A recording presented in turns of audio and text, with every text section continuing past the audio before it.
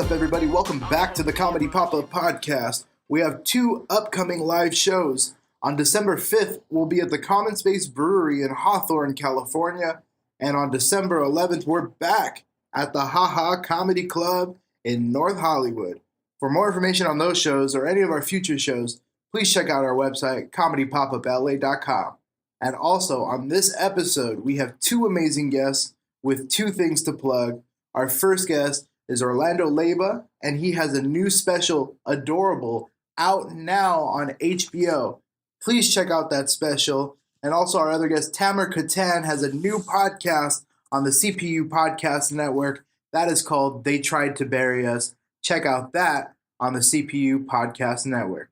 All right, guys, let's start the show. How you hurt your back? I had to mention, I had to do the brag, right? Being a hero. This was 60 pounds ago, all right? Yeah. I used to be athletic, and then I found women, and then I just found McDonald's. Yeah, I just started eating. Dude, you're too young to have a lifelong pain. Right? Yeah. I feel it too. Yeah. I was like, it acts up every now and then. I'm like, I think I messed myself up. Dude, Howard Stern says there's a book by a doctor called Dr. Sarno that gets rid of all back pain. Really? No joke. That's what they say. It's a book. Yeah. I thought you were supposed to like sleep like in a closet like a vampire. You want to hear another crazy thing? My cousin is a chiropractor and he moved to Dubai thinking, I'm going to make a bunch of money in Dubai. People get paid a lot. But because they're all Muslim, nobody has back problems because they all bend down 5 times a day. They're stretching. And she's like, this is terrible. This is the least money I've ever made. Yeah, that's insane. All right. It's been decided I'm becoming Muslim. Yeah. Or get with Leo Flowers. You know Leo Flowers? Yeah. He's all about that. Like he's a personal trainer also, but he's not like, oh, I'm going to get you a 6-pack. It's all about mobility and getting you up to par, being able to move, man, getting older and move, you know, but you're not even that old. No, man. I'm not old. You're a baby. I'm a baby. 25. Well, 25? 25. I know I look older. Dude, but... man, just start juicing, yo. Straight up. Do it for 7 days. Just juice. Go crazy. Yeah, that'll drop that first weight that you'll need to get, and they'll give you that energy. You'll have all that. And then just go to the gym and do 2.5, man. Get on the treadmill, do 2.5 by 2.5. So 2.5 speed, 2.5 incline. Yeah. 30 minutes, you'll be drenched in sweat. Yeah. It sounds simple. Yeah. Because it is. Yeah. That's all it is. Man. I'm getting my gym pass back because I haven't had it for a while. All right, well, let's get into the podcast. Yeah, we should do a health podcast. You guys down? The 3 of us? Yeah. Okay. I'm not that healthy. But that should be the gimmick. The only ones that's healthy is Tamer, and then we just convince everybody that we're the healthy ones. Yeah. I'm not even, my body's not healthy. It's an angry body. Yeah. Tamer, when I found out your age, I wanted to shoot myself in the head. I was like, I've never been that fit in my life. At how you are right now at your age. Oh, thanks, man. Let me do a little intro. So welcome everybody to the Comedy Pop-Up Podcast. We're live at the studio in Koreatown. I have 2 amazingly wonderful guests here.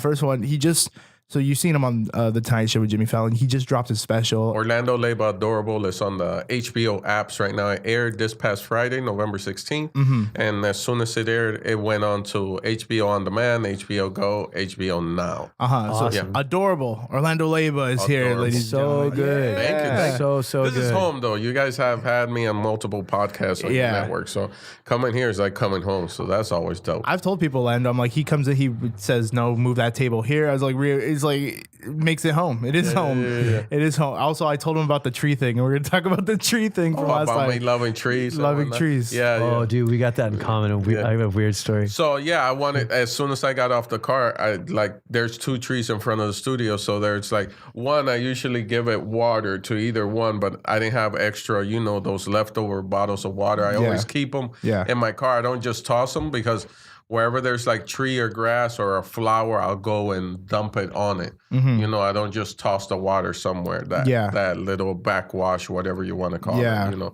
A lot of people, survivalists call that like I forgot what that's called. That's like holy water or something. Really? Yeah, because sometimes you throw those things in the back of your car, then you end up stranded somewhere, and next thing you know, you got a few bottles that are like half a bottle of water inside your car, and they'll give you that survival that you need just to get to wherever you are. To get to. You never know. I mean, let me introduce Tamer real fast. Your credits you were booked on one of my shows, and when I did your research and I looked looked up the credit. I was like, you have the most, like the biggest like array of credits, like BBC, HGTV, like everything. But he has a new podcast on the network, which is so awesome. It's about immigration and like basically interviewing immigrants and like getting their story. And it's such a powerful podcast. So awesome. Thanks, man. That's Please awesome. welcome Tamer Kattan to the show. Thanks, bro. Yeah. Thanks for having me. Yeah, I went hiking one time, just to bring it back to the water. I went hiking one time and we didn't know it was a 7-mile hike. So we didn't bring really any water. We brought like one water bottle. And it was right at midday, you know, like the worst time. So when we were walking back, and I was with my friend was like a sorority girl, so she's not used to like doing anything physical. So she's crying on the way back, and like she was mad because she planned it. So like this was all her, you know, crying we're I feel unsafe. Out here in the sun. Wow. Yeah, like I'm putting all of you through this pain. And in a bush, we found a water bottle that had like maybe like a couple inches of water in the bottle, and we shared that water bottle. Wow. Like that's how crazy. Yeah, you got to survive, man. You never know. You never think that like, and because everybody's like, stay hydrated. You're like, yeah, just stay hydrated, whatever. And then you see like, you know, when you're in a situation like that where 100%. Look at that movie where those rugby players ate their dead friends' butts so they could stay alive.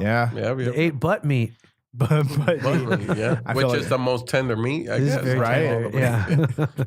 You heard it. I heard that Latin butt meat is a little spicy. It's like spice in it, so it burns twice. It burns twice. Gives you heartburn. You can't eat it after 6. You can't eat butt jerky. So the new special, Adorable, is out. Man, I'm so excited for you. Like everything that's been happening like the past, because I haven't known you that long, but in the time that I've known you, it seems like things are like clicking, everything's moving super fast. So I mean, how are you feeling right now after? Oh man, excited. I'm really excited. I don't get I stay balanced though. I try not to get too high or too low. I kind of keep it in the middle. I just say thank you a lot. I'm extra grateful for it, and I do whatever I can to help it move along, you know. So if it's coming to a podcast on a Sunday and hanging out with you, which is nothing, but some people I personally know people like, I don't want to go. Yeah, it's Sunday. I'm like, yo, I'm happy. I'm honored. I'm humbled. I'm grateful that you guys are like, come in on Sunday. I'm like, let's go. Let's do it on Sunday. You know, it doesn't. So you do whatever you can to help this, whatever has lined up and the universe is pushing along. You do whatever you can to do your part to help it, you know, move along too. Yeah. That's very wise. Yeah. You don't hear a lot of wisdom in comedy. That was very wise. Oh, man, you know, I read The Alchemist multiple times. So I still go back to that book. Whenever I have a certain type of question or some rattling in my head, I'll go back to The Alchemist and some weird thing. There's so many lessons. Pablo Coelho? Yeah, there's so many lessons within that book just of the journey, you know? So yeah. And it's one of those things, I guess, where when you read it, you'll always find something that you could apply at that very moment. I need that. That's what I needed right now. Yeah. Well, Lando, I mean, you're one of the people that I kind of both of you. I do look up to you guys as comics and everything, but your talk of like positivity and all this kind of stuff. Whenever I'm in a rut, I try to think like Lando. I'm like, all right, how can I really? Oh, thank you. To the point where I mean, you're the only comic that I'll wear your shirt on stage. Yeah. You know, thank you, man. And it's weird because they're like, "Are you wearing Lando's shirt?" I'm like, I love this dude. It's this dude's dope. awesome. And it's soft. The shirt is mad soft. The shirt is soft. Yeah, I spend the extra money because I wanted everybody to feel comfortable. Because I felt weird charging $20 for that shirt, and I didn't charge you $20. But when I'm on the road, I charge $20, and there was a certain guilt thing that was happening to me, where it was like, nah, man, I can't just do any old, you know, Glade heavy cotton. It's gonna shrink. So I got like high end, like really soft cotton. So, man, a lot of buddies of mine tell me, hey, man, like I lost my shirt because my wife takes it to go to bed in. She uses it like pajamas. And I'm like, oh, man, I don't think you should be telling me that. But like, thank you for the compliment. You know, my wife sleeps with you every day, unintentionally. So it cut into my profit margins, but it was like everybody, I have no complaints. Yeah. Everybody's like, they really enjoy the shirt. Yeah, you know? It is a comfortable shirt for sure. Yeah. But so last time you were here at the studio, you were outside and you told me, you're like, do you ever just touch a tree? Yeah. like just to touch a tree. And at first I was like, what are you talking about? Yeah. But it made sense because you were talking about like the energy, right? The energy that The a tree energy, has. and it's the way that we naturally ground each other. So there's a book called The Secret Life of Trees and whatnot. It's a good book to read. But also, like when we were just out there, cavemen walking around barefooted, we naturally grounded ourselves because we were barefooted, walking around in the world. Now we're always constantly wearing shoes, so we don't get that being in a park and just like being able to ground. So a good way of grounding yourself, your energy, grounding to the earth is like just grab a tree and touch a tree. I learned that from a masseuse therapist, though, that she was giving a massage to this guy, and this guy started crying she's giving him the massage, at a Whole Foods. It's weird, it's LA stuff. The guy's crying, and then she took that pain with her. And she took it back home, and she couldn't get rid of that pain, like whatever pain that guy was going through emotionally. Then she called her OG, the guy, her mentor, whatever, and he just said, "Girl, relax. Just go outside and hug a tree." And she went outside, hugged the tree. She thought it was silly at first, but she said as soon as she grabbed the tree, it felt like a vacuum, and everything, all of that got sucked out of her. Wow. So that's wild. You do that. So that's why, till this day, you'll see me stop and like I have a little bit of water in a water bottle and I'll toss it on a tree and like and I'll be like, thank you, and keep it moving. I'm getting older, man. I'm an older dude. So like the positivity thing comes from like, I'm constantly evolving, and I have a great wife. She's here with me today, Vanessa, and she's constantly supporting that, like that I grow as a human being and not just be like this one primal, man. I'm trying to every day. It's a work in progress, though, man. Every day, it's not easy. You got to get up every day and just do it. You want to hear something crazy about what you just? I want to hear it. I've never heard anyone say that about trees before. Yeah. And the first time I ever did mushrooms, yes, I haven't done that much. I'm not like a drug addict anymore, but I'd only done them like a couple times. But this first time I did it was a really positive experience. I was feeling really good, but we had this one thing happen where at first we're like, oh, the amount we took it just feels like we're really high. We're not seeing anything. So then my friend Joe goes, well, let's take a little bit more then. So we took a little bit more. And then we thought that was it. At 30 minutes, we thought this is as high as we're going to be. So we said, let's go for a walk. We went for a walk, and then it hit us outside in the street. And then I started to get a little anxious. Yes. And there's this tree on Hollywood Boulevard, on Franklin and Beechwood, right next to the school. Yeah, Josh Adam Myers lives around there, my buddy. Yeah, I think he does. I shouldn't be saying that. I shouldn't be saying that. Just stand out by trees and look for Josh. It's a big area. I know. No, because when I got to LA, I used to live on Franklin and Gramercy. So like my lonely days of LA, I don't know that many people and whatnot, were spent walking over to the 101. Oh yeah, I love that diner, and yeah, me too. I like to take people there. Some people get it, some people don't. My wife doesn't get it. I don't know why, but whatever. I was like, I used to eat here and think about you, and I was lonely. So. It's great at late night in there. I love it late night in there. So you're there, Franklin, the tree on Beechwood, and Franklin, right? So around Josh Adam Myers' house. Exactly. And I put my hand on the tree. Yes. And then I started but it was in a vacuum. It was the other way. Yeah. It was like the tree was talking to me. Like I felt like it was telling me about everything it's seen on the street. Yeah. And then I took my hand off and it stopped. Yes. And then I put my hand back on and it started again. And I started to get like emotional. And I just kept my hand on. And I didn't realize how long I was on until my friend Joe walked up and goes, dude, people are starting to look at you. And here's the weirdest part. I completely forgot about it, but no joke, 2 years after that happened, I cannot drive past that tree without looking at it and saying hi. Yeah. It's like it's a friend now. Yeah. That's real. That connection and that energy. Dude, I don't know what it is. Here's the thing. Like I'm really like, I want to see the facts, I want to see the proof. But sometimes you feel things and sometimes you think things. Like that old quote I mentioned to you, like knowledge is only a rumor until it lives in the muscle. Right? Yeah. And I think there's some things that exist in our muscle. We don't have an explanation for it. And just because we don't have an explanation for it doesn't mean it's crazy or weird or not real. Yeah. And that tree thing, there's definitely something real about about trees. They're like the elephants of plants. Yes. I want that to be the title of this Yeah, one. They are, man. plants. The elephants of plants. Yeah, there's like, there's certain stuff that we just can't explain, and I'm not gonna sit there. And the good thing about where I am as a human being that it's like, if you want to ride with me, ride with me. If you don't, it's understandable. Yeah. I don't. We're still buddies. We're still there, but I'm gonna go do this right now, and then I'll come back and we'll do this together. We both enjoy this. So Yeah. it's that's where I am, and like I constantly now I'm like. I love you. I love you unconditionally. And if you get mad at me, if you're upset with me in some way, somehow, I don't let that affect me because it's like, that's your situation. Yeah. You know, it's kind of like it might even sound a little bit bad, but it's like, that's just your situation. I'm trying my best to do right by you, but I can't, you know? So that's in our relationships and just the way I'm approaching the world. You know what I'm saying? Yeah. Did you used to be the other way?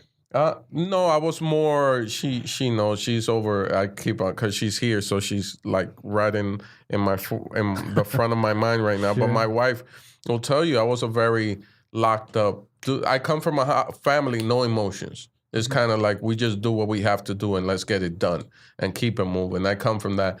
I got married, and the years of being married, I say it as a joke in my special that she's grinding me down. I have no more edge now.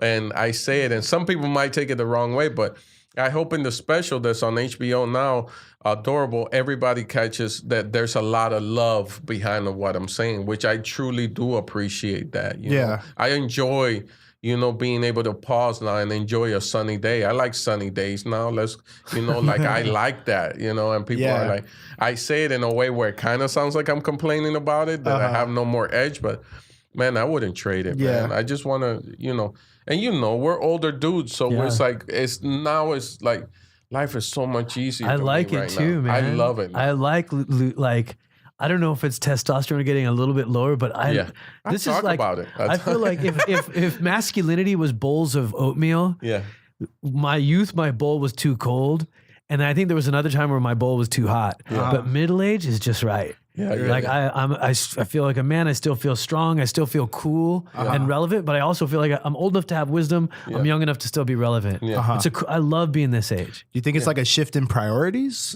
that takes place, or is it just like an overarching mind I think it's change? what Orlando said. I think you do get worn down a little bit. Yeah, you worn down, and you become. Yeah, you have the maturity now. Like I can go to a football game now, and there's guys my age that still don't have it. But I can go to a football game, a gathering, and like be alert enough to like grab her by the hand, grab my wife by the hand, and I say, we should move right now because I see it happening. And next thing you know, two guys are just fist fighting. But before I probably saw it, and I would just stand there because I wanted to watch it and maybe get involved. Yeah. You know what I'm saying? There's that edge of you, like, oh, I wish they would fall upon me. Oh, I wish I punched that guy right in his face, dog. That guy's never been punched in the face. I've been punched in the face. Like, I would make that movie in my head. Now it's like, oh, man, I really hope they don't. Oh, man, come on, guys. It's not worth it. That's so true. Like, you're just going to miss the whole second half if you get into that right now. Like, relax, pause, Yeah. There wasn't one alley that I walked past in my 20s where I didn't choreograph a fight. Oh, geez. Every alley, I imagine, like, if there was like two different movies going on in my head. In case somebody started shit. Just jumping into it. Tamer, I want to talk to you about your new podcast, man. Because so his new podcast on the CPU Podcast Network, They Tried to Bury Us. It's about immigration. It comes from a quote my Mexican neighbor taught me when I was getting picked on. It's, they tried to bury us. They didn't know we were seeds. Yes. So it was like this empowering thing that made me feel like, I'm part of a special club because I'm getting picked on. I'm actually more powerful, not weak. So it's crazy that you can make that connection with like everybody's like immigration story, that it's all kind of rooted in like the same thing. Yeah. Everybody goes through that exact same thing. It's such a universal thing. Like nobody in this country has more in common with the founding fathers than immigrants.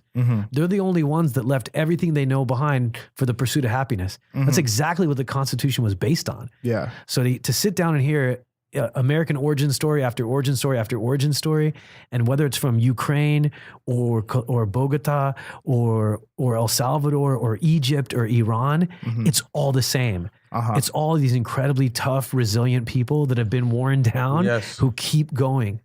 That's what it means to be American to me more than anything else. You don't give up. Yeah, and if you ask them, they all want the same thing. They want to be able to provide for their family, send their kids to a good school, and they want to contribute to their community. They want to have a home. Every immigrant wants to own a house. Every immigrant wants to send their kids to an Ivy League school if possible and turn them into doctors and lawyers. They want that. You know, sometimes it doesn't work out that way, but if you sit everybody down, I mean, I'm talking about even a gangster, cholo guy that has MS-13 tattooed in his face. If you get him away from all that and you sit him down in a room and say, hey, clean slate, we'll give you whatever you want. It'll all boil down to like, I want a home, I want my kids to go to a great college, and I want to be safe. That's right. Yeah, which the narrative in the country is so anti-immigrant, especially right now with, the knucklehead in office right now. But I mean, I commend you for the podcast that you're doing because it's people need to hear these stories. I agree, dude. It's familiarity. That's all it takes. Like my grandfather used to say, I've never met a well-traveled racist. So now we've got a country. America's biggest problem to me is we have the best passport in the world. It's the most underutilized. Yes. So if they're not going to go out and meet people from different countries, so instead when the news sends this cartoon description of what we're really like, they're prone to being tricked. But fine, you won't come to the other countries, then we'll deliver. And we'll deliver like, here's what it's like to be Iranian. Now this isn't an Iranian person, this is a human being. This is what his dad felt like, what his mom felt like, why they're leaving Iran. These aren't people that are there's a difference between Iran and Iranians. There's a difference between Arabs and Arab governments. And now there's starting to be a difference between Americans and their American government. That wasn't the case before. Before, Americans and America were the same thing. In other countries, that's not the same way. It's a human story. There's no such thing as countries. That's the one thing I hate about that statement, God bless America. Because if God heard that, he'd say, what's America? Yeah. God didn't make countries. It's all man-made. Exactly. Yeah, absolutely. So you yourself came from Egypt, correct? Yeah, born in Cairo. So how old were you when you came over? I was 8 years old. 8 years old. Yeah. And you came over just with your mom? Yeah, my dad came first and he had to raise money for us first.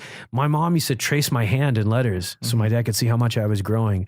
And my dad would send back. Beautiful. It was crazy, right? Yeah. And my dad would send these letters saying, don't expect much, we can't eat meat. We're not going to be able to, live like that. And, he was just preparing my mom for the worst. Yes. And then when we were 8 years old, we came. And dude, when I first saw my dad, I didn't recognize him. Wow. It was weird. Like we'd gone, this was before Skype or internet. Yeah. It was even harder to immigrate then. Like I didn't recognize my dad. And he did change as a person too, after being in America. And I can't even imagine what it'd be like to move to America, not know English that well, and have to raise money for your soon to be joining you wife and son. Yeah.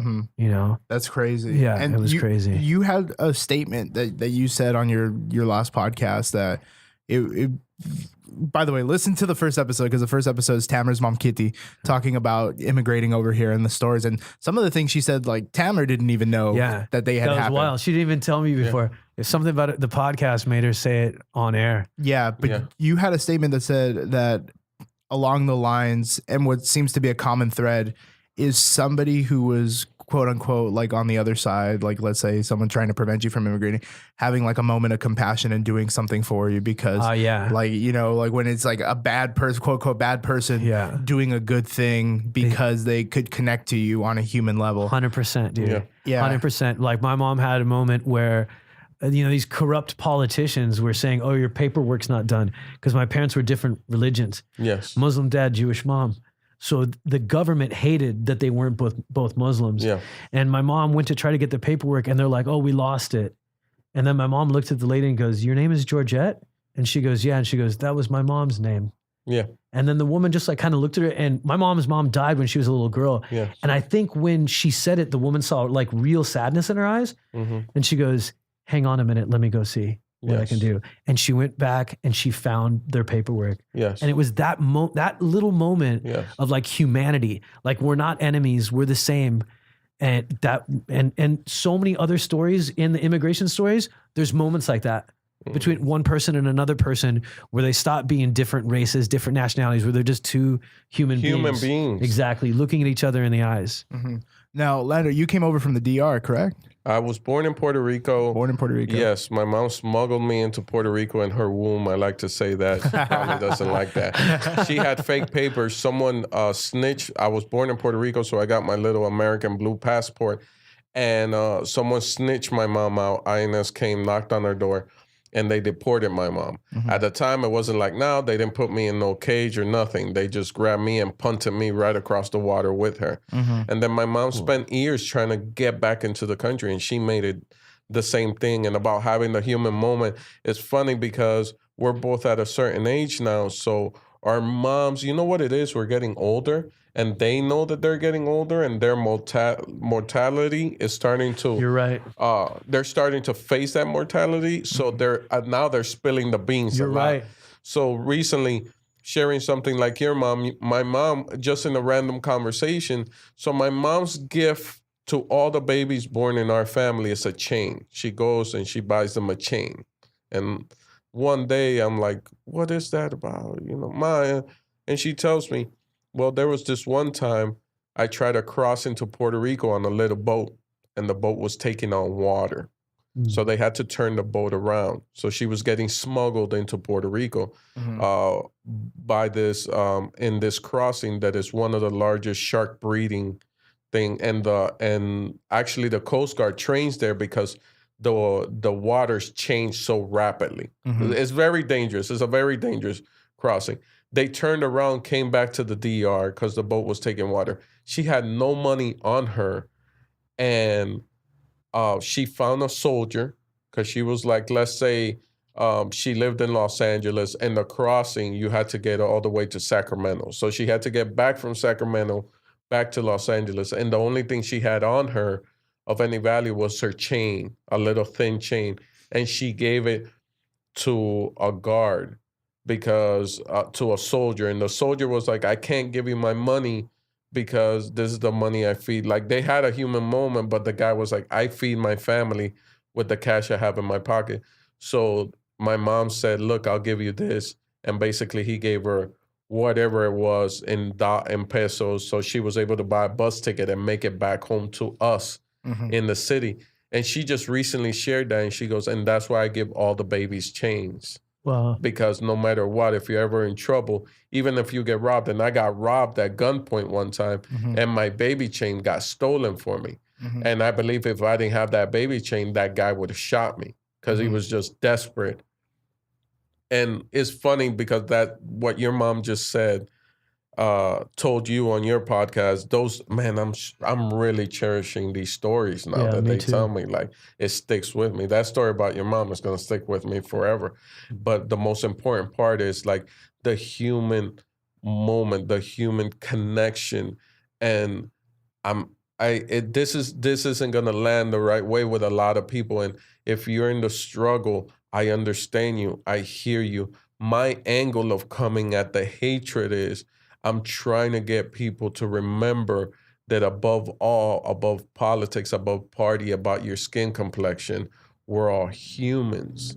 That's why they say a lot. There's people saying, oh, the only thing that can bring us together now, if aliens were to come and invade, then we would all come together to fight those aliens. And it wouldn't matter if we're Muslim, Jewish, Christian, none of that stuff, you know. It'll be, we're all bond together. And then I said it shouldn't take that because we already know the answer. And the answer is that we're all human. Yeah. We're all human. And even in Egypt and stuff, there's times where when the protests started, you know, during that, I thought you were going to say even Egyptians are human. Yeah. But like I was just saying, there's times where there's been protests where like the soldiers themselves put their guns down. It's like, That's yo, I'm right. shooting my neighbor. What am I doing right now? Mm-hmm. You know, in Dominican Republic, when we would have big riots that they were turning against the government and stuff like that, just against what's going on and people not being able to eat, riots wouldn't last that long because it would get to the point like the cop was living in the neighborhood, the same cop. So they would have to like hire special heartless guys to come and crack heads because really the local cops are like, that's my neighbor, dude. Yeah. And he's a human being, Yeah. you know? So do you guys believe that like humanity, I know we're getting kind of deep, but that humanity is like a lesson that is taught rather than something that we have innate within us? Or do you think it's something that like needs to be discovered? Because I feel like a lot of the problems now in the country can be solved with just a conversation, you know, can be solved with it's too much separation. You know, it's identity politics that's happening. Yeah. It's like I've always had that mentality that like you should never hate anybody based off like the color of their skin or whatever. Yeah. But also you shouldn't like them automatically because of like, and not like, but like automatically agree with them because of the color of their skin as well. Sure. You know, that it kind of goes both ways. But yeah, do you think that that's something that's kind of like within us that we need to discover? Or do you think it's just like a lesson that we like right away kind of want to be combative towards each other? I think it's both. I think our nature, I think we're soft wired for empathy. I think we are pack animals. We're designed that way. That's why if you yawn, I yawn. If you start laughing, I'll start laughing and then I'll say, what's so funny? Because we're supposed to be pack animals. We're supposed to be that way. It was bad human beings that started making us afraid of outsiders. That's when it started. So whatever the opposite of nurture is, right? It's abused maybe. I think we're supposed to operate. Like I read this book called Sapiens, all about human beings and how we got here and where we came from. And we're not supposed to be in groups of more than 200. The only way that people keep groups bigger than 200 organized is through a shared fiction. Like an imagine whether that fiction is religion or law or country or all those things are fake. The only thing that's real is that we're all brothers and sisters. It's the one thing religion and science agree on is we all came from two people. All of us did. We're all brothers and sisters. But no one wants to remember that because it makes having sex with each other disgusting. Disgusting. So do you guys think that like kind of, so you already have that mentality. Do you think that that mentality benefits you in comedy, that you already feel like you can find common ground with whatever audience, you know? Because I feel like there's a lot of comedians that come up and they're like, well, this is my specific crowd. They're like, this is the only group of people I'm going to perform for. Like not like specific people, but like types of people, you know, like young Latin dudes, like blah, blah, blah. Like this is what I'm like you have your own demographic. Your own demographic. Yeah, that's you could throw me in any room. Yeah.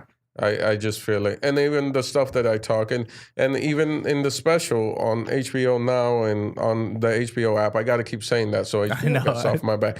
That's out on the HBO Now and HBO in the special Adorable.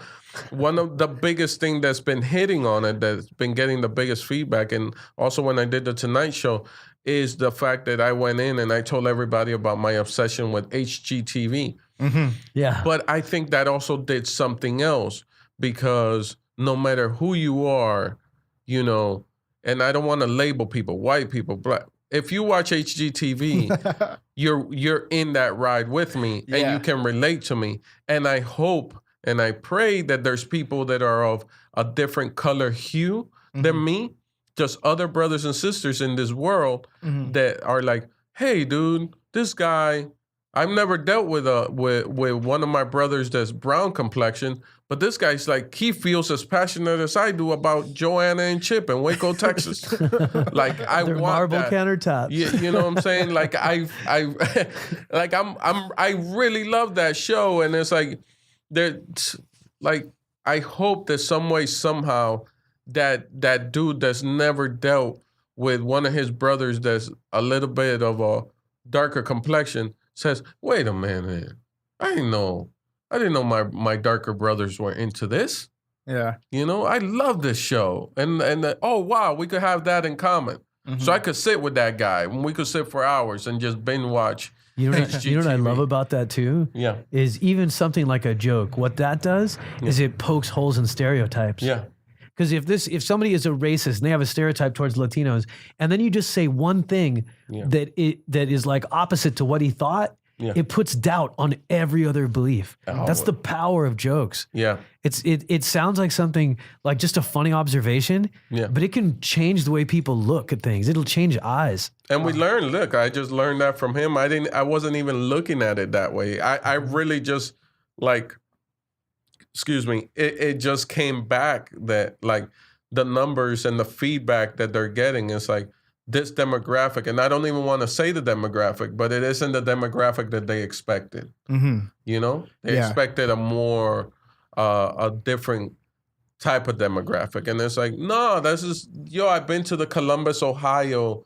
You know, I've been to Comedy Works in Denver, and I've been to the Improv in Ohio, and I've been to Austin, and I've been to, I've been on tour. I've been on tour with my brother Michael Yo. I've been on tour with Sebastian Maniscalco. When I first got to LA, I went on the road with Chris D'Elia. These are all my brothers, and I've been able to travel the country, and I know that the jokes work. But I do realize that I've seen the awe faces, and people like, oh, I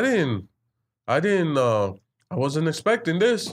I wasn't expecting, I wasn't expecting to really like this guy like this. Like, I want to have a beer with this guy. Yeah. It's like, have a beer, man. I'm not going to talk politics. I'm not even going to go and be disrespectful.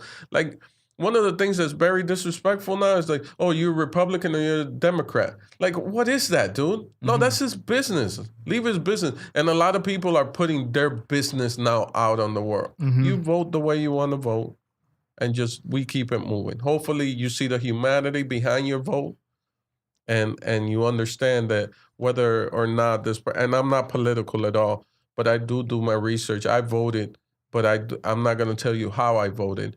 But I'll tell you that I did my research, and I Googled the judges, and I Google the guy that's running, even if it's for whatever party it is. I said, hold on, pause. I'm not just riding with this party.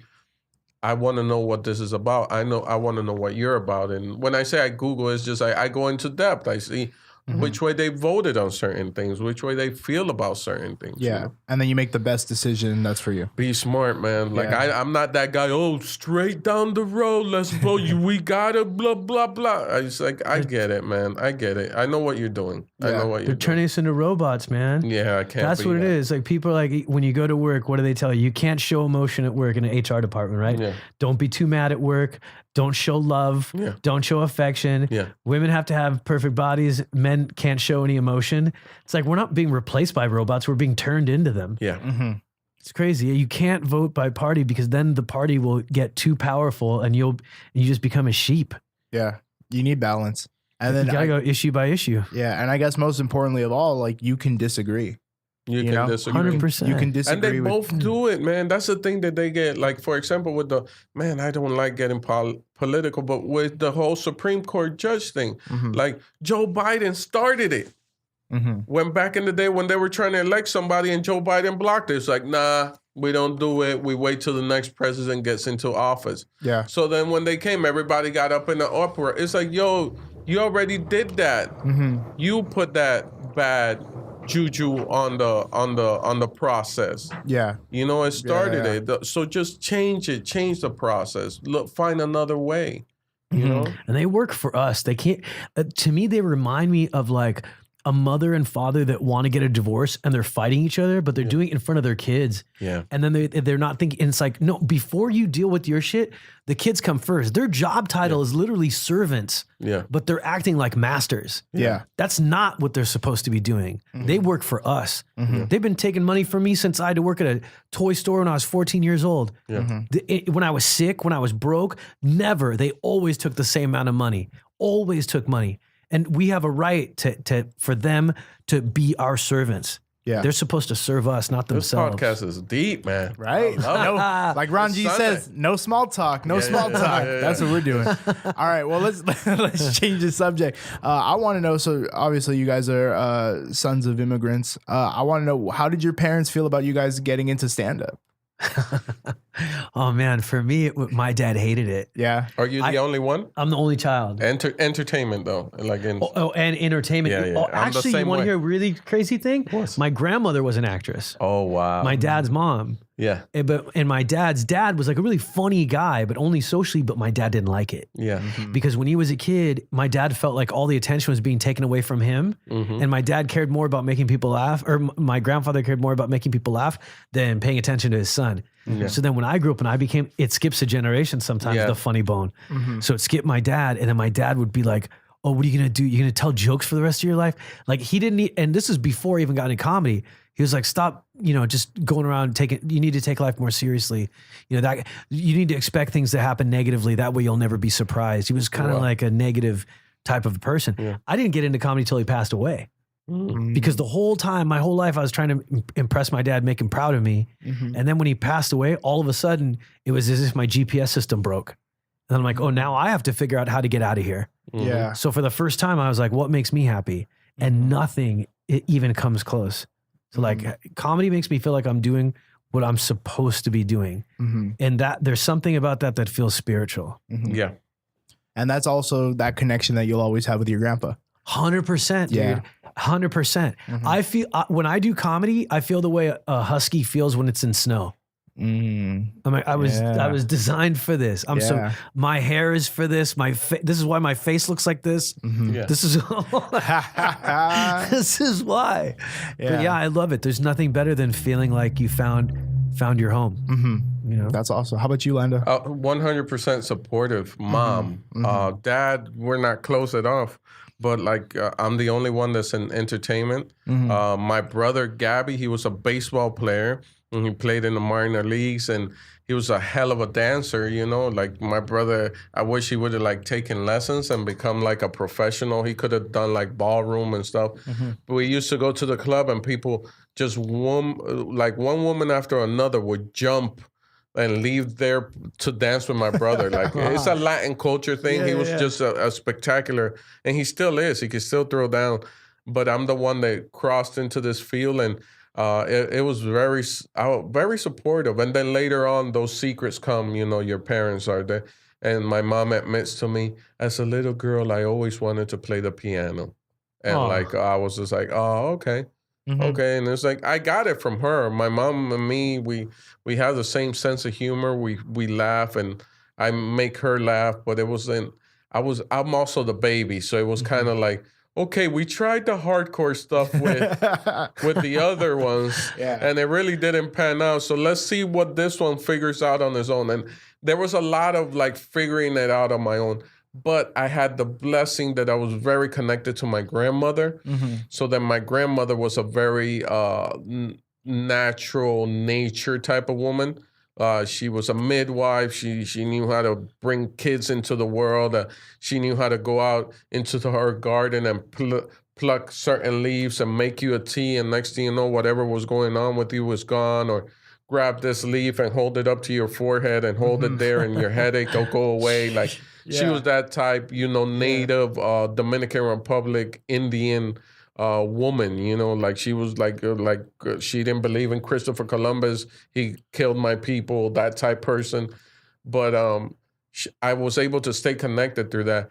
And then when I got into comedy after being like a grown up. You get me? I got into comedy in my 30s. Like my wife and I was married. We had a house.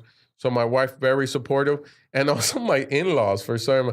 One of my two biggest cheerleaders, three, is my wife, my mother, and my mother-in-law, which is also my mom too, in a way. That's awesome. Nubia. So those three are like, yay! Like they're all like, yeah, go be stupid. Like they're very supportive of my stupidities. Yeah, So. That's funny. Well, it's like a theme though, I guess, because. So one of the things that like my mom and my grandma came over from Guadalajara, like that's where she was from. Yeah. And so her biggest thing was always, I made the sacrifices so that you can, be the best you and, really go after your dreams. Like I had the hard life. for you to do that. Although I do wish my grandma was more supportive of me, because the other day she asked me what I was doing. I was like, oh yeah, I'm doing a show in LA. And she's just like, oh, mijo, but you're not funny. Oh my God. Like that. But I got it from my grandpa, because like it's crazy. Like you feel like you have like a higher purpose. Maybe she was Mr. Miyagi-ing you. Maybe, right? I think she was. Yeah. Well, my grandpa in Mexico, so I never met my grandpa. My grandpa died when my mom was 7. And he was running for state senate, like in Jalisco. And he was the favorite to win. So he was like a lifelong politician that was like that. He was in his 40s. He's a good looking dude that was like going to keep going, you know? And then just he got lung cancer. Oh. And then he was like a, 2 packs a day, 3 packs a day kind of guy. Yeah. And then just died. But like, it's funny because I've never met him. But I've always kind of felt like in my heart, like a little bit, like he's always like kind of like go-getter, like go aiming high. I mean, when you're hitting state senate, like you're aiming high. Yeah. So I kind of have I've always had that same idea, you know? It's in your DNA. Mm-hmm. Yeah. I believe it. I have 2 friends, just if you want to get into DNA stuff, I have 2 friends. So somewhere, even though we say, oh, it's not in my family, somewhere it's in your family, somewhere it's in my family, somewhere it's in your family. It's in the blood somewhere. Mm-hmm. I have a friend who builds hot rods, and he never met his dad.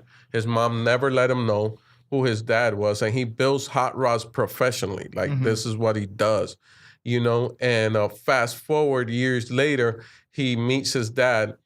His dad builds hot rods. Wow. I have another friend whose mom gave up for adoption her first child because she was real young. Mm-hmm. His mom, the mother, she's like a doctor's degree psychologist, way above like test people for the military, test people in Washington. She's like real, like she's the one that they go for questioning.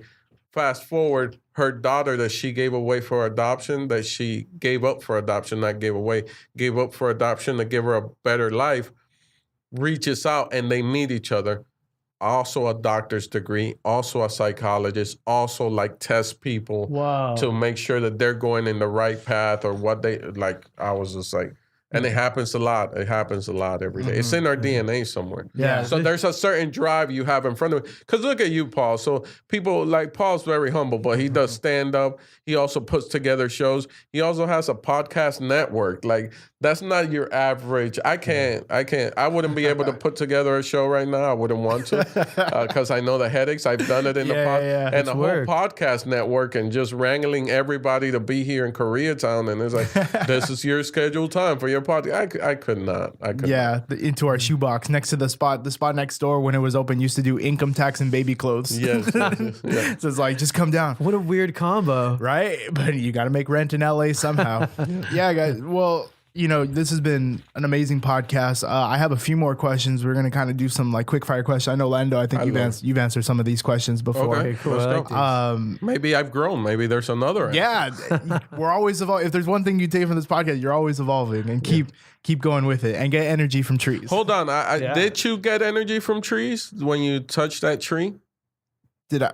You know what? And I'm not saying this just to say it. Yeah. You feel that connection. But you know what? I've always had a weird, and this is getting deep again, but I've always had a weird thing of like, and I don't know why I've thought this way. I've always had weird thoughts about like the world, but I've always felt like the idea like God isn't like a being, it's an energy. Yeah. And it's the energy that connects all of us. Yeah. I was like, that's what God is. God is the fact that you can sense how that deer is like feeling, and you don't have to like look at it or whatever. You could just kind of say, or like how whenever you're walking down like a dark street and you just get that gut feeling like, I got to turn around, something like that. Like to me, that energy is it. So no, definitely. When I do it now and I'm not, and there's ants on that tree. So I appreciate that. Yeah. And the ants won't bite you sometimes. I've done it. I've been taking care of this pine tree on Barham that I'm really like, because all the other trees are bigger than this one tree. And then in that book, The Secret Life of Trees and stuff like that, it taught me that like if a mama tree and a papa tree are next to it when they drop and then that new little baby tree starts growing, they purposely throw shade on it so it doesn't grow too fast. So it grows at the right speed and the trunk and the roots can really take hold. Because if they don't put the shade on it, it gets enough sun, it gets enough water, and he just springs up. But he's weak. His roots are weak. He's not, so he could topple over at any time. You could just go and push him. So I've been taking care. But it's the energy thing. I'm just touching back, and we'll get into the rapid fire questions. My grandmother, not a book educated person, but she hit me with a long time ago. You can achieve anything, and you can connect to anything. All you need to do is find the right wavelength, to it. And then fast forward years, I start seeing the Albert Einstein quote, and he said the same exact thing. You can connect to any energy. All you have to do is find the right frequency. So it's basically saying the same thing. Yeah, that's awesome. I like that. It's funny how it's this well-known, educated genius saying this, and then this little lady in a small town that you got to get to on horseback or hiking or on major 4x4 action that's telling me this information. I used to, so in DR, you lived in Punta Cana and you went to the capital. I lived in the capital. I hated the capital, man, because it was like really like showering out of buckets, no running water. The electricity, you kind of have it rigged up, but it goes away. If you know really capital living, that's how you live. But every once in a while, when things were getting too like hairy, there wasn't enough food or anything, we would all get up and we get on the Wawa, which is the bus, and catch it and go into the countryside to El Campo, and then go and hang out at my grandma's house. And there we had, we had plantains and yuca and all, because she had a farm. And I never understood why we would go back to the city. I never understood that. To make money. Like, that's why we would go, because that's where the jobs were. But if we stay here, there's no need to, like, I was conscious as a little kid. If we just stay here, there's no need. Yeah, we really don't have electricity all the time. But if we just stay here, we can eat all the time and be together. And like, as a little kid, I knew this. Like, I was aware of this. And that's why I think in a way my grandma talked to me so much, because she saw, this one's awake in a different type of way. Like everybody's awake man, I just want to talk about her all the time, man. There was this guy who owned a lot of land in my grandmother's town, and he came to my grandmother for advice. And she was like, hey, I'm thinking of going to New York. And my grandmother told her, she was connected. She was a natural woman. She was connected. I don't know what the connection was. I remember this story vividly because she came to her for advice, and he said, I want to go to New York. And she goes, if you go to New York, you're going to have a lot of success there. But she says, you already have a lot of success here. And if you go to New York, you're going to have a lot of success there. But I don't know what it is. You're also going to have a lot of pain. And you're just going to end up back here again. And sure enough, the guy left to New York. They opened up stores in New York. One of the stores got robbed. His youngest son, gets murdered in the robbery. God. Wow. A lot of pain. Couldn't deal with the pain. Lost the store. Ended up back in the country in El Campo. Wow. Saying she was trying to tell him, like, she let people follow your journey, but she was like, her last advice to him was like, yeah, I think you're better off just staying here. Because she couldn't describe it. She just knew that there was going to be a lot of pain for him. She didn't know what the pain was.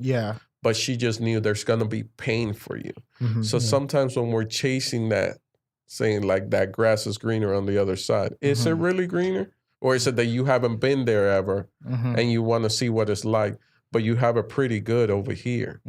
You have everything you need here. Are you really chasing that want so hard that it's not for you? That want sometimes, but the need is here. You got the food, you got the water. That's why I'm telling you, when we used to go to the countryside, man, I used to be, I'm talking about, I'm a 5-6-year-old kid getting legit upset like a grown-up.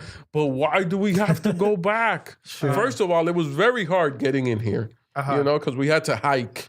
It was very hard because a bus would only come so more, and we would hike. And I remember like uncles putting me on their shoulders and just to give me a break, because I'm a little kid hiking up into the mountains where her house was. And then now we have to leave. Now that we're here and we got a river, there's a waterfall. There's a waterfall. Like, Yeah. So, man, you know what? fast forward with the questions, man. I can't. I know, right? I can't wait, and hopefully this happens. But I can't wait to hear the Lando episode of They Tried to Bury Us. Man, I'd love to have you on. I think that would be such a great show. All right, so first of all, I want to thank you guys for coming, but I do have a couple quick fire questions. Yeah, so the first one is, if you could get coffee with somebody dead or alive, who would it be? Dead or alive. You could think about yours. I got mine. My grandmother. I want her back. I want to talk to her. Mm-hmm. I want to tell her everything that's been happening. And she said she'll probably tell me, "I've been watching, stupid." Yeah. I like that, man. That's nice. Yeah, I don't know, man. That's a really tough one for me. I think it would have to be maybe Anwar Sadat, who was like this. He was like the first person that I thought was going to bring Egypt forward as a country. And he won the Nobel Peace Prize and tried to make peace with Israel. And then he was my first hero. And then either him or Muhammad Ali, those two guys were like heroes for me because I needed a hero when I was a kid, and I needed like a male role model. And they were both like either Arab or African and heroes to me at a time where it was very hard to find a hero version of either one of those things. So yeah. And not only that, I forgot to mention, but Tamer's a boxer. Like he trains and everything. Yeah. And what's crazy is I talk comedy with him, and then shout out to one of our friends, Bebos Raphael. Yeah, because the way that you guys describe comedy and you guys describe it as like boxing and the tactical. Funny. Oh my, it like changed how I thought about comedy. Oh, that's cool. It's like you got to be that tactical with it, like boo, boo, boo. There's a reason why you can hit a bag to hip hop, but you can't hit it to heavy metal. There's a rhythm. Yeah. Just like in comedy. It's identical to comedy, especially the threes. That rhythm, man. All right, this question. What smell reminds you guys of home? This is gonna sound like I'm being racist to myself. It's sand. But honest to God, there's a very specific smell in Cairo. Cairo's the busiest city in all of Africa. Cairo smells like Africa. Like if Africa had a cologne, it'd be Cairo. So there's like this, it's almost like, and Cairo's so noisy that your nose you can feel it in your nostrils. Like that's how noisy it is.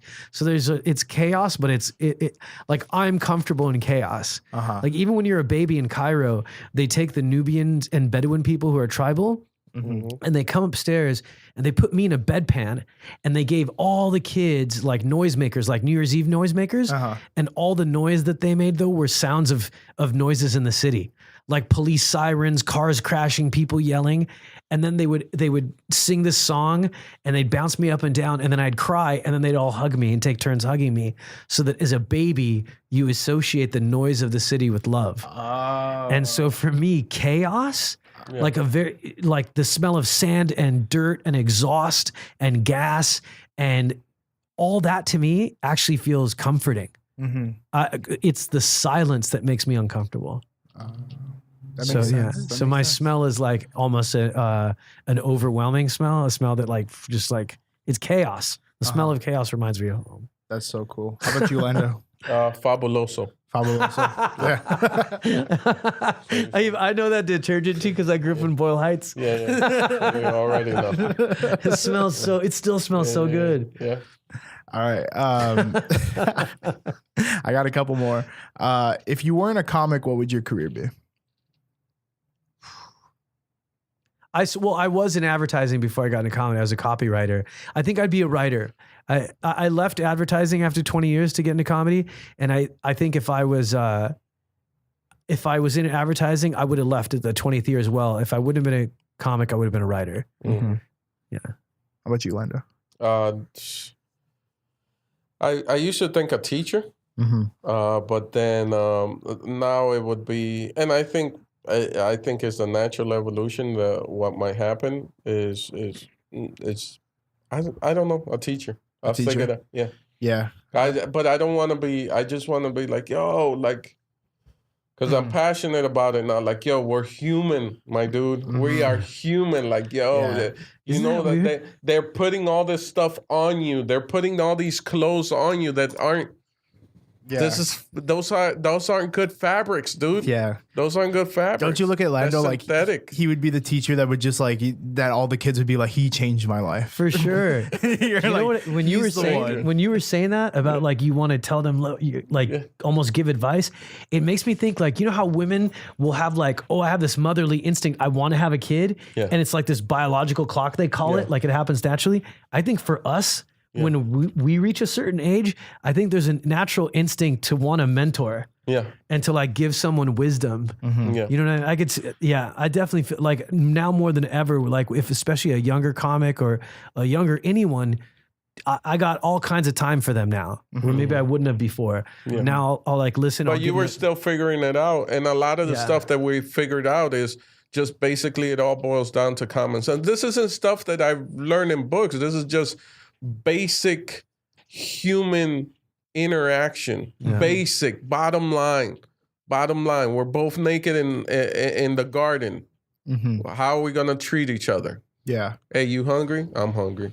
You want some water? I know where the lake is, where we drink fresh water. Oh, I know where this apple tree is. Oh, let's go get that apple. You know what I'm saying? Even though they told us not to get the apple, but it's not the apple. That's just what you want to believe in. But I know where there's food. Oh, you know where there's food? Okay, I know where there's water. Hey, I'm going to go get some water and get some food. Oh, no, better yet, I'm going to tell you where the water is, and you're going to tell me where the food is. I'll go get the food, and then you go get the water. That way, if we don't run into each other again, we know how to get back to where the water is and where the food. And I didn't learn that in a book. It's just basic human nature. I've made a clear choice that I want to love you unconditionally. And hopefully on my HBO special, it comes out and people can see it. So adorable on HBO. HBO app. I wish that could be the ending, but I do have one last question. I have one last question, and this is my favorite question to ask. And especially, I have the honor of asking you guys because you guys are two people that, and there's not a lot of people like this in the industry, but whenever I talk to you guys, I feel like you guys are like my comedy older brothers. You know, like you guys. Thanks. I'm glad. Yeah. Thank So you. I want to take the public platform to thank you guys for, whenever I've had a question or had a comment to make to you guys have been very insightful to me and helped me out a lot. I'm glad, man. That's great. So in that same vein, if you could go back in time and give barely starting you a piece of advice, what would it be? So this is day one open mic Orlando, day one open micer Tamer. If you could go and give that person a piece of advice, what would that piece of advice be? For me, it would be listen to everyone and listen to no one. Like listen to everyone, get everyone's take, but recognize that you're the CEO and the janitor. Like your comedy is yours, and don't let the stress of the business take away the love of the art. Like there's comedy feeds me. Like it feeds me like not just financially, but like it feeds me nutritionally. I'm a better person. I'm a lighter person.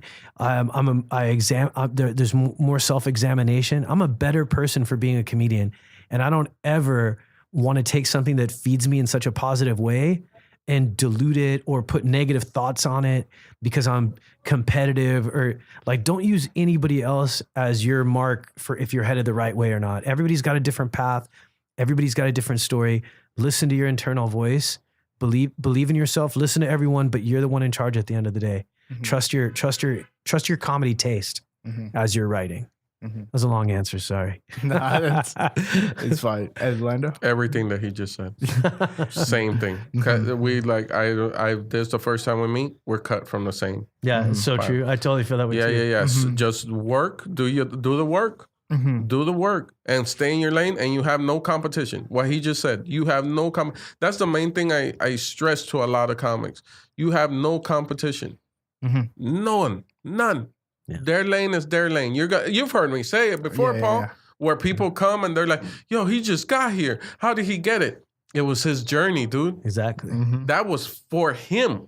That wasn't for you. Yeah. So you can't get mad at him. You can't get upset at him. And you can't go online now throwing away a whole day of your life because you're doing research, because you're on some old trying to connect the dots. Yeah. Oh, you know what? Is that he's managed or she's managed by this guy. Success and that detective, guy, right? Yes, success detective. And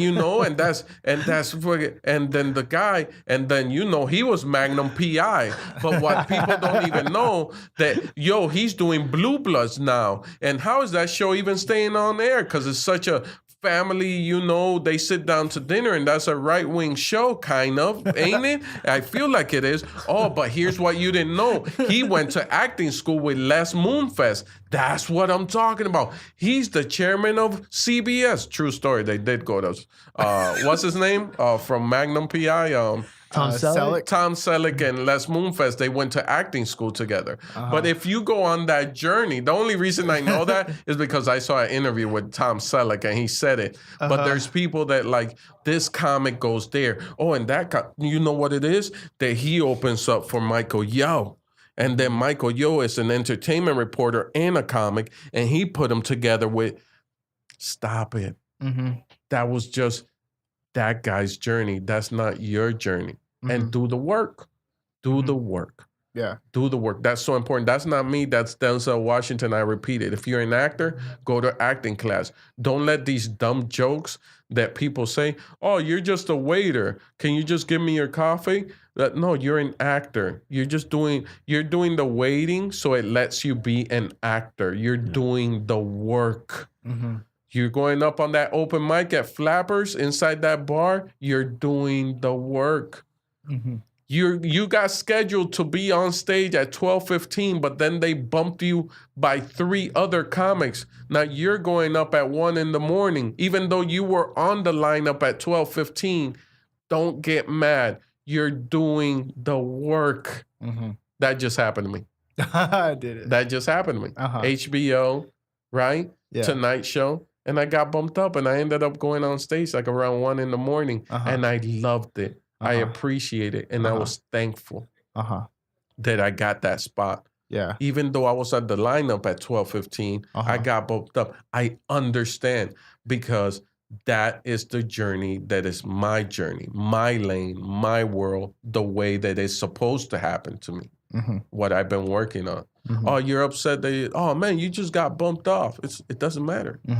Doesn't matter. Because those 8 people that I'm going to end up performing with, the 8 people that stood there, those were the 8 people that were supposed to listen to me. Amen. Yeah, absolutely. Those other people that got up during the other 3 comics and left, they weren't supposed to listen to me. You know why? Because their mind was already at home. Yeah. Their mind, they were on stage and those comics were performing and those people were like, man, how many more comics is there? How many more?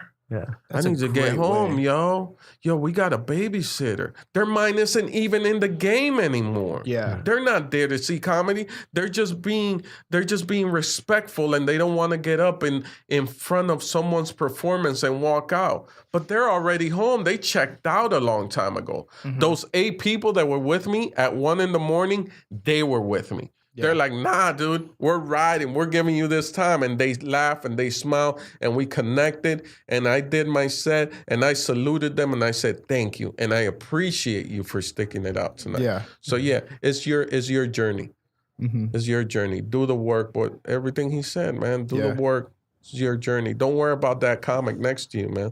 Yeah. Don't worry about the comic. I will advise though, try to get with people who are better than you. Yeah.